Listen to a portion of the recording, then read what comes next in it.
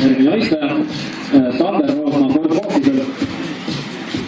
See tiimis, mis neid apoti peale pandud on 341 pluss, ilmselt on küll meeleolukas, aga ilmselt see väga reaalne ei ole, sest et eelmisest voorust on 158 kilomeetrit tunnis kõigest.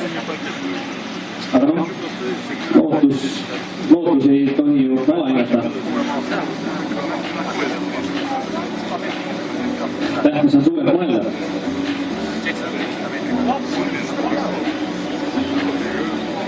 Sada 52 kilomeetrit tunnis siis Riinale.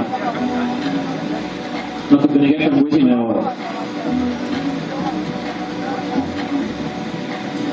Esimest korda, kus meil selle võistlusel on nii head ilmastikutingimused just autodele poolt vaadatuna, et meil on tagant tuul.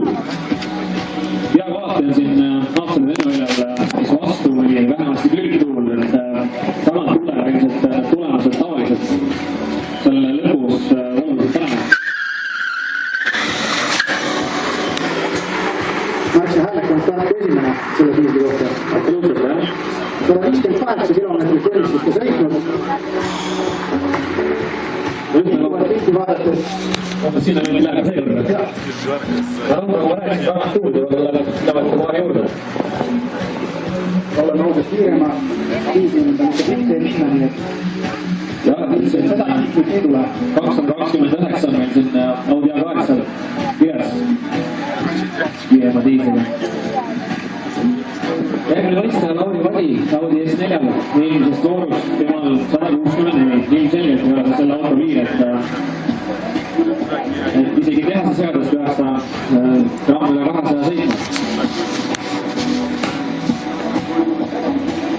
Ära sa räägi, 160 kilomeetrit tunnis, et see pluss 2 on ilus parandus. 349 natukene puudu küll, aga võib-olla natukene pikem maa, et juba tuleks 341 ka. Alla on väga, ma ei mõtle, kui võiksid vist alla. kui miks see maa peab olema? Mingi 10 kilomeetrit oma langemist.